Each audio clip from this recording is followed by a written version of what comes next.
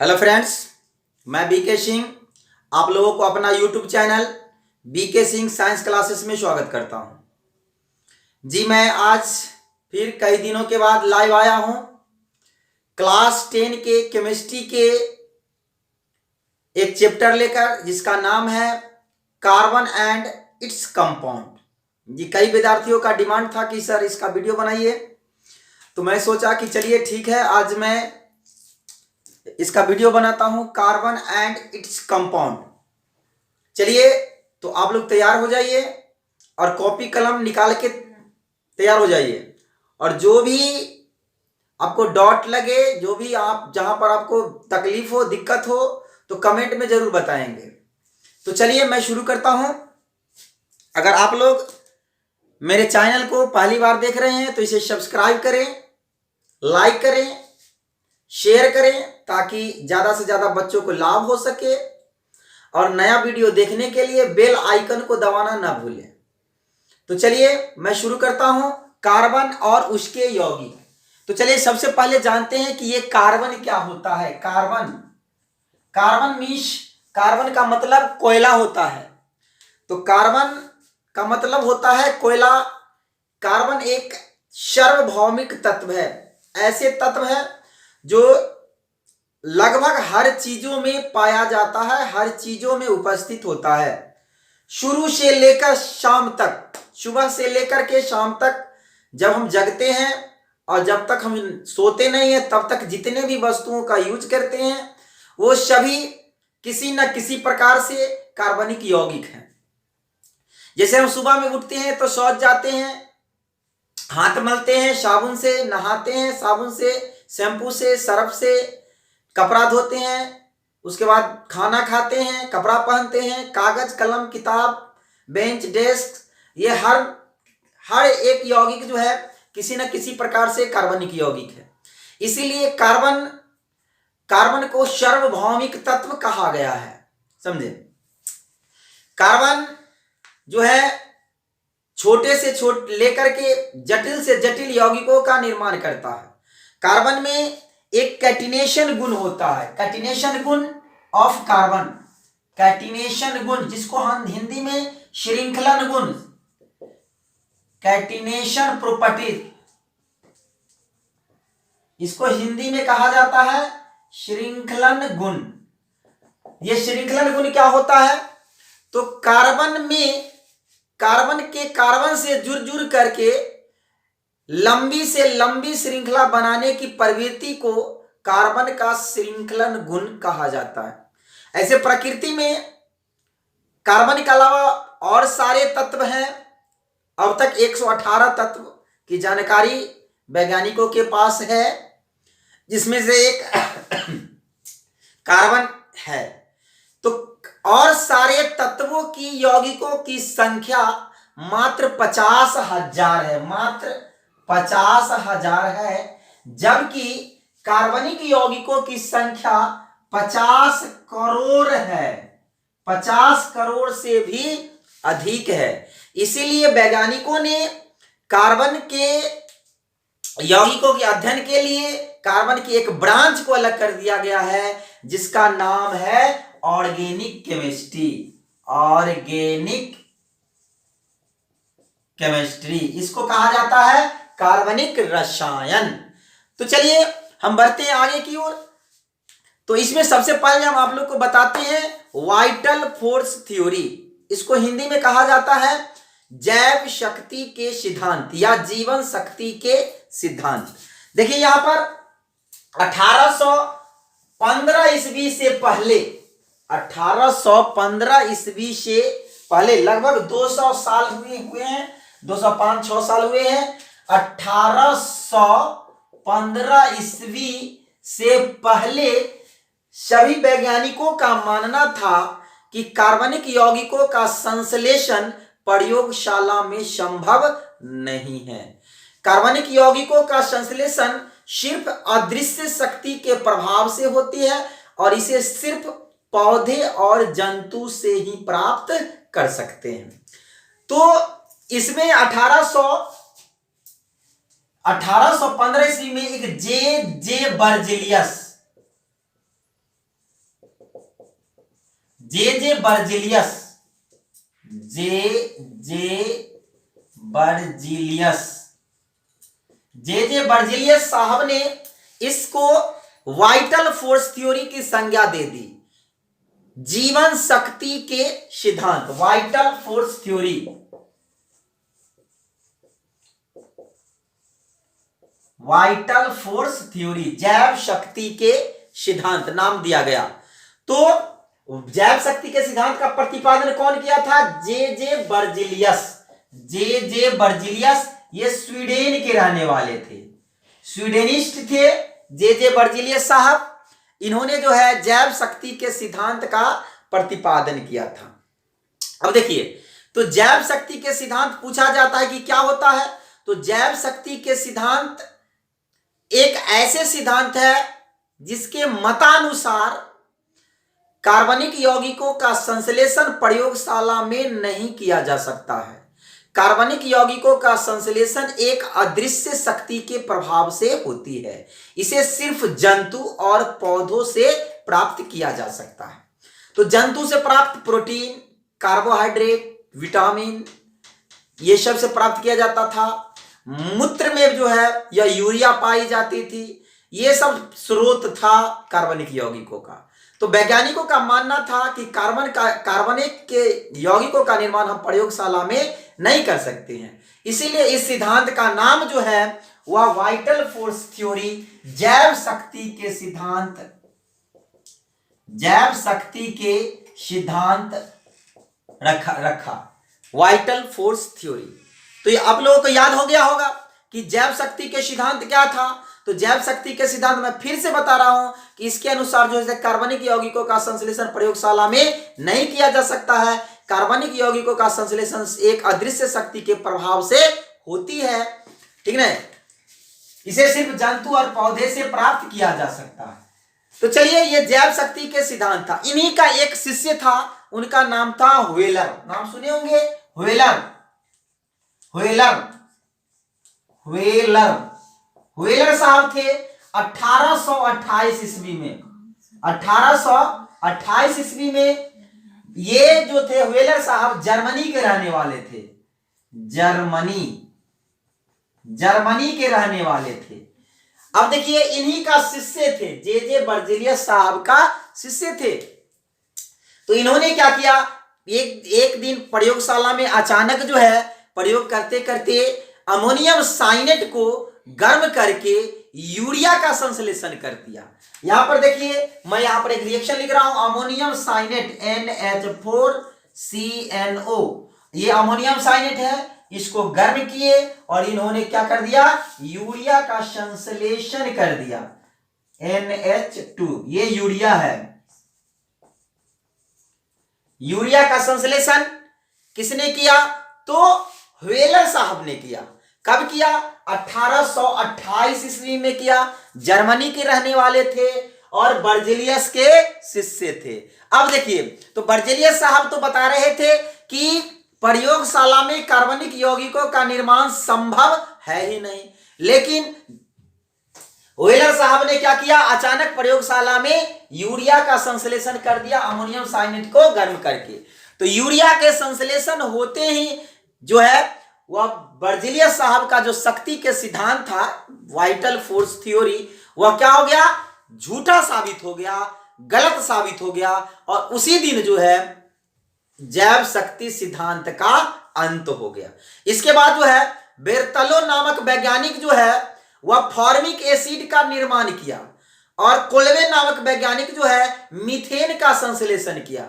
जो formic acid चींटी से पहले प्राप्त किया जाता था, लेकिन ये क्या किए, वो प्रयोगशाला में बना दिए। कोल्वे साहब क्या किए कि मीथेन का संश्लेषण कर दिए। मीथेन का निर्माण जो है वह दलदली जगहों पर बायोगैस, गोबर गैस के अपघटन से होता था। तो ये अब तक जो है कई प्रयोगशाला में कार्बनिक यौगिकों का संश्लेषण किया जा चुका था। बस जो है यूरिया के संश्लेषण होते ही जैव शक्ति सिद्धांत को काफी धक्का पहुंचा और वह क्या हो गया, अंत हो गया। तो देखिए, जैव शक्ति के सिद्धांत के अंत होने के बाद सभी वैज्ञानिकों की जो है से नजर कार्बनिक यौगिकों की ओर बढ़ी और तब तक जो है, जब तक यह बात जो है से कुछ देशों में फैलती, तब तक हजारों की संख्या में कार्बनिक यौगिकों का संश्लेषण किया जा चुका था और अब तक करोड़ों की संख्या में जो है कार्बनिक यौगिकों का संश्लेषण किया जा चुका है और कार्बन के यौगिकों की संख्या 50 करोड़ से भी अधिक है, जो जिसमें प्राकृतिक से प्राप्त कार्बनिक यौगिक भी हैं और कृत्रिम कार्बनिक यौगिक भी हैं, जो जिसे प्रयोगशाला में बनाया जा चुका है। तो 50 करोड़ कार्बनिक यौगिकों की संख्या होने के कारण जो है इसके एक ब्रांच को अलग कर दिया गया है, जिसका नाम रखा गया है कार्बनिक रसायन, ऑर्गेनिक केमिस्ट्री।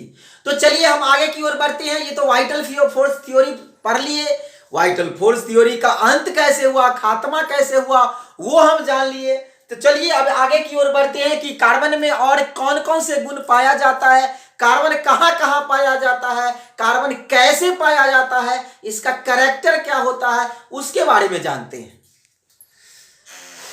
तो चलिए अब हम जानते हैं एलोट्रॉप्स ऑफ कार्बन, कार्बन के अपर रूप, एलोट्रॉप्स ऑफ कार्बन, कार्बन के अपर रूप। तो सबसे पहले जाने कि अपर रूप क्या होता है, एलोट्रॉप्स क्या होता है। तो जब कोई तत्व दो या दो से अधिक रूपों में पाया जाता है तो उसे अपर रूप एलोट्रॉप्स कहा जाता है तथा यह घटना अपर रूपता कहलाता है। तो हम तो पहले जानेंगे कि कार्बन के कितने अपर रूप होते हैं। तो कार्बन के दो अपर रूप होते हैं, कार्बन के जो है कार्बन के दो अपर रूप होते हैं। एक होता है रवादार, रवादार अपर रूप, इसको जो है क्रिस्टलीय भी बोला जाता है, क्रिस्टलीय अपर रूप। और दूसरा है बेरवादार, बेरवादार अपर रूप, इसको जो है अक्रिस्टलीय अपर रूप भी कहते हैं। तो कार्बन के कितने अपर रूप होते हैं, दो अपर रूप होते हैं। अपर रूप समझ गए कि जब कोई तत्व दो या दो से अधिक रूपों में पाया जाता है तो उसे अपर रूप कहते हैं और ऐसी घटना अपर रूपता कहलाता है। तो चलिए हम जानते हैं कार्बन के दो अपर रूप है, रवादार और बेरवादार। क्रिस्टलीय इसको कहते हैं और अक्रिस्टलीय, क्रिस्टलाइन और एमॉर्फस इसको कहते हैं अंग्रेजी में। तो क्रिस्टलीय या रवादार अपर रूप क्या होता है, कार्बन के ऐसे अपर रूप जिसकी निश्चित ज्यामितीय संरचना होती है, यानी ऐसे अपर रूप जिसकी निश्चित ज्यामितीय संरचना होती है उसे रवादार अपर रूप कहा जाता है। और रवादार अपर रूप जो होते हैं वह तीन प्रकार के होते हैं, यहां पर ध्यान देंगे। एक में होता है हीरा, दो में होता है ग्रेफाइट और तीन में होता है फुल्लेरीन। इसको कहते हैं डायमंड, ग्रेफाइट और फुल्लेरीन। तो चलिए हम एक एक करके सभी के बारे में जानेंगे कि हीरा क्या होता है, ग्रेफाइट क्या होती है, फुल्लेरीन क्या होता है। तो चलिए, ये हीरा कार्बन का रवादार अपर रूप होता है, ग्रेफाइट भी कार्बन का रवादार अपर रूप होता है, फुल्लेरीन भी कार्बन का रवादार अपर रूप होता है। इसको हम बाद में बताएंगे, पहले हम इसके बारे में जानते हैं, हीरा के बारे में जानते हैं। तो चलिए हीरा के बारे में जानते हैं। तो हीरा कार्बन के ऐसे अपर रूप होते हैं जिसमें कार्बन के प्रत्येक कार्बन अन्य 4 कार्बन से सहसंयोजी बंधन द्वारा जुड़कर चतुष्फलकीय संरचना प्रदर्शित करती है। हीरा के कार्बन जो होते हैं ना, वह प्रत्येक 4 कार्बन से जुड़े होते हैं और चतुष्फलकीय संरचना प्रदर्शित करते हैं। अब देखिए, हीरा के जो बंधन होते हैं, सहसंयोजी बंधन, वह प्रबल होते हैं, अत्यधिक मजबूती से जुड़े होते हैं, जिसके कारण हीरा कठोर होता है। समझे? चलिए यहां देखिए, कार्बन के बाहरी कक्ष में 4 इलेक्ट्रॉन होते हैं, कार्बन के बाहरी कक्ष में 4 इलेक्ट्रॉन होते हैं, और यह अन्य 4 कार्बन से जुड़ा होता है, और यह जो है अन्य 4 कार्बन से जुड़ा होता है। यहां पर भी कार्बन होता है, यहां भी कार्बन होता है, यहां भी कार्बन, यहां भी कार्बन। हीरा के बाहरी कक्ष में 4 इलेक्ट्रॉन होते हैं और यह अन्य 4 कार्बन से जुड़ जाता है, जिसके कारण इसमें मुक्त इलेक्ट्रॉन नहीं बचता है। समझे? तो मुक्त इलेक्ट्रॉन नहीं होता है, इसीलिए हीरा जो होता है विद्युत का कुचालक होता है। क्योंकि हम आप लोग जानते हैं, इलेक्ट्रॉन का ट्रांसफर होगा तभी वह कोई जो है सो पदार्थ जो है से विद्युत का चालन कर पाएगा। तो हीरा के कार्बन में जो होते हैं और बाहरी कक्ष में 4 इलेक्ट्रॉन होते हैं, लेकिन यह 4 अन्य कार्बन से संयोग कर लेता है। ये यहां भी कार्बन ही है, यहां भी कार्बन है, यहां भी कार्बन है, यहां भी कार्बन है। तो इसके पास जो एक भी मुक्त इलेक्ट्रॉन नहीं बचता है, इसीलिए हीरा क्या होते हैं? हीरा जो होते हैं वह कुचालक होते हैं। इसके बंधन जो होते हैं वह प्रबल होते हैं, अत्यधिक मजबूती से बंधे होते हैं, इसीलिए हीरा प्रकृति में सबसे अधिक कठोर पदार्थ भी होता है। पहले समझ लीजिए अच्छा से, उसके बाद आप लोग इसको लिख सकते हैं। समझ लीजिएगा तो आसानी से लिख सकते हैं। तो हीरा के बारे में समझ गए कि अगर क्वेश्चन पूछा भी जाता है कि हीरा और ग्रेफाइट दोनों कार्बन के यहाँ पर रूप हैं, लेकिन हीरा कुचालक होता है और ग्रेफाइट सुचालक क्यों? तो अभी ग्रेफाइट के बारे में ही बता रहा हूं। तो पहले हीरा के बारे में समझ लिए कि यह कुचालक क्यों होता है, क्योंकि इसके पास मुक्त इलेक्ट्रॉन नहीं होता। यह कठोर क्यों होता है, क्योंकि इसके जो है बंधन जो होते हैं अत्यधिक प्रबल होते हैं, अधिक प्रबलता के साथ जुड़े होते हैं, इसीलिए यह क्या होते हैं? कठोर होते हैं। और यह प्रकाश के किरण को आंतरिक परावर्तन करता है, पूर्ण आंतरिक परावर्तन करता है, इसीलिए हीरा चमकीला भी होता है। तो ये हीरा की संरचना है, आप बना सकते हैं। अब हम आगे बढ़ते हैं। तो चलिए अब हम बढ़ते हैं ग्रेफाइट की ओर। तो ग्रेफाइट कार्बन के एक ऐसे अपरूप होते हैं जिसके प्रत्येक कार्बन अन्य 3 कार्बन के साथ जुड़कर षष्ठ फलकीय संरचना प्रदर्शित करती है। अब यहां पर ध्यान दीजिए, ग्रेफाइट के प्रत्येक कार्बन अन्य 3 कार्बन के साथ जुड़कर षष्ठ फलकीय संरचना प्रदर्शित करती है, जिसके कारण इसमें एक मुक्त इलेक्ट्रॉन शेष बच जाता है, इसीलिए यह विद्युत का चालन करता है, सुचालक होता है। ग्रेफाइट जो होते हैं बैटरी में लगी होती है, बैटरी को हम पेंसिल बैटरी हो, निप्पो बैटरी हो, उसको हम जब तोड़ते हैं तो उसके बीच में एक रॉड जैसी रचना निकलती है, वह ग्रेफाइट होता है। इसके अलावा आप पेंसिल में भी देख सकते हैं, पेंसिल को लिखने का काम करते हैं। इसमें एक मुक्त इलेक्ट्रॉन बच जाता है, जिसीलिए यह क्या होता है? विद्युत का सुचालक होता है। अब देखिए, इसके बंधन जो होते हैं सहसंयोजी बंधन थोड़ा कमजोर जो होते हैं, कमजोर बल द्वारा जुड़े होते हैं, इसीलिए क्या होता है? चिकनाहट होता है, मुलायम होता है, इसे आसानी से काट सकते हैं, लेकिन आप हीरा को नहीं काट सकते हैं। समझे? अब देखिए, यह जो है सो इसका हम संरचना बता रहे हैं। यह माना कि यह कार्बन है और यह अन्य 3 कार्बन से जुटेगा, 1 2 3, देख रहे हैं। अब देखो, ये फिर जो है अन्य से 3 को से जुड़ेगा। यह देखिए, ये फिर जो है इधर जुटेगा। इस प्रकार जो है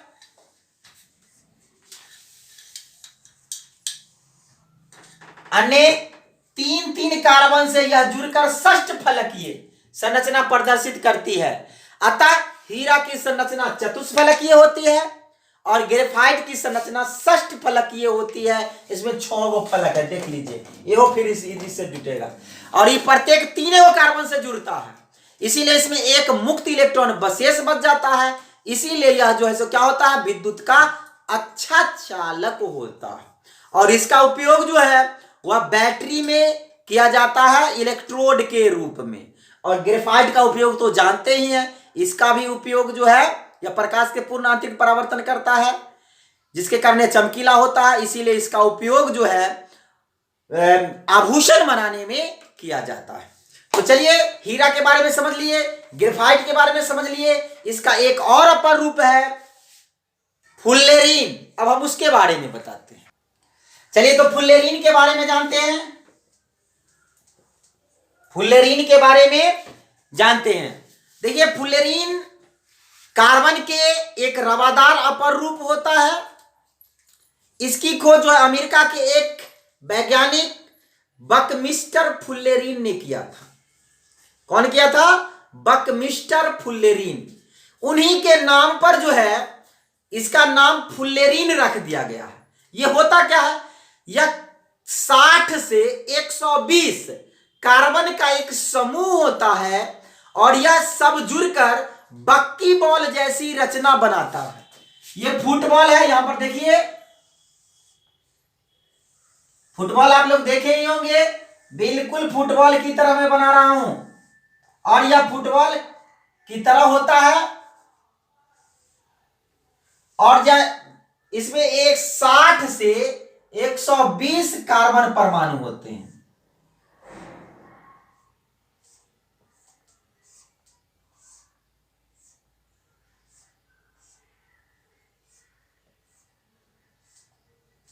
ऐसे ही फुटबॉल होती है, यहां पर ध्यान देंगे आप लोग, बिल्कुल ऐसे ही फुटबॉल होती है, समझे। और यह जो है इसमें कार्बन की संख्या या तो 60 होगा और नहीं तो कार्बन की संख्या 120 होगा और यह फुटबॉल जैसी रचना बनाती है। इसीलिए जो है इसे फुल्लेरीन नाम दिया है। फुल्लेरीन तो उनके नाम पर दिया गया है, बकमिस्टर फुल्लेरीन साहब के नाम पर दिया गया है। और यह भी हीरा के तरह कुचालक होता है। इसमें सब कार्बन, फुल्लेरीन के प्रत्येक कार्बन अन्य 4 कार्बन के साथ जुड़ा होता है, जिसके कारण इसमें भी मुक्त इलेक्ट्रॉन नहीं बचता है। इसीलिए यह भी जो है हीरे की तरह कुचालक होता है। तो कार्बन के 3 अपर रूप हम पढ़ा दिए, रवादार अपर रूप, हीरा, ग्रेफाइट और फुल्लेरीन के बारे में समझ लिए। चलिए तो अब हम आप पढ़ते हैं बेरवादार अपर रूप के बारे में। तो चलिए इसको आप लिख सकते हैं, इसको आप स्क्रीनशॉट ले सकते हैं। तो चलिए आगे की ओर बढ़ते हैं। और दूसरा कार्बन का अपर रूप है बेरवादार अपर रूप। बेरवादार अपर रूप, बेरवादार अपर रूप। तो कार्बन के ऐसे अपर रूप जिसकी निश्चित ज्यामितीय संरचना नहीं होती है, उसे कार्बन के बेरवादार अपर रूप कहते हैं। इसके अंतर्गत लकड़ी, कोयला, पेट्रोलियम ये सब जो है सो आते हैं। ये बेरवादार अपर रूप होते हैं, इसमें कोई निश्चित ज्यामितीय संरचना नहीं होती है और यह भी जो है हीरा के तरह कुचालक होता है, इसमें विद्युत का चालन नहीं होता है, समझे। तो चलिए ये हम आज जान लिए कि कार्बन के अपर रूप। अब हम बढ़ते हैं आगे, कार्बन के कैटिनेशन प्रॉपर्टीज के बारे में जान गए, आपको वाइटल फोर्स थ्योरी के बारे में जान गए। तो अब हम जानेंगे क्लासिफिकेशन ऑफ कार्बन, कार्बनिक यौगिक, यानी कार्बनिक यौगिकों का क्लासिफिकेशन, वर्गीकरण कैसे किया जाता है। इससे पहले हम आप लोगों को बताते हैं कि कार्बनिक यौगिक जानने से पहले उसके यौगिक का नाम कुछ जान लेते हैं। वो जान लेंगे तो इसके क्लासिफिकेशन बड़ी आसानी से हम कर सकते हैं। तो चलिए आगे की ओर बढ़ते हैं। तो कार्बनिक यौगिकों का नाम जानने से पहले आपको कुछ ट्रिक्स जानने पड़ेंगे, जैसे कि लैंग्वेज ऑफ केमिस्ट्री में इसके कुछ ट्रिक्स होते हैं, इसकी भाषा होती है, वो आपको जानना पड़ेगा। तो उसके बाद इसे मैं कई वीडियो में बताया भी हूं और आप लोगों को भी बताता हूं। तो केमिस्ट्री की भाषा में पहले हम कुछ जान लेते हैं। एक को केमिस्ट्री की भाषा में मोनो कहा जाता है, 2 को डाई कहा जाता है, 3 को ट्राई कहा जाता है, 4 को टेट्रा कहा जाता है, 5 को पेंटा कहा जाता है, 6 को हेक्सा कहा जाता है, 7 को हेप्टा कहा जाता है, 8 को ऑक्टा कहा जाता है, 9 को नोना कहा जाता है, 10 को डेका कहा जाता है, 11 को अंडे का,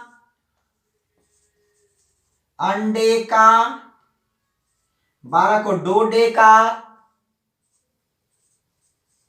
13 को ट्राइडेका, 14 को टेट्राडेका, 15 को पेंटाडेका, हेक्साडेका, हेप्टाडेका, ऑक्टाडेका, नोनाडेका, 20 वाले को इकोस बोला जाता है। तो ये आपको पहले जानने पड़ेंगे। उसके बाद जानिए कि कार्बनिक यौगिकों के हम नाम जानेंगे, उसके बाद क्लासिफिकेशन करेंगे। तो चलिए कार्बनिक यौगिकों का नाम हम बहुत ही आसानी से जान लेंगे, बस उसमें कार्बन की संख्या गिनती कर करके।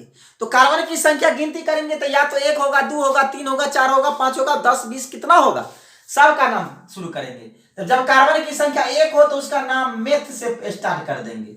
जब कार्बन की संख्या 2 हो तो इथ से, 3 हो तो प्रोप से, 4 हो तो ब्यूट से, 5 हो तो पेंट से, 6 हो तो हेक्स से, 7 हो तो हेप्ट से, 8 हो तो ऑक्ट से, 9 हो तो नॉन से, 10 हो तो डेक से। बस इतना चीज याद रखिएगा, कार्बनिक यौगिकों का नाम हम बताएंगे, आप अपने लिख लीजिएगा।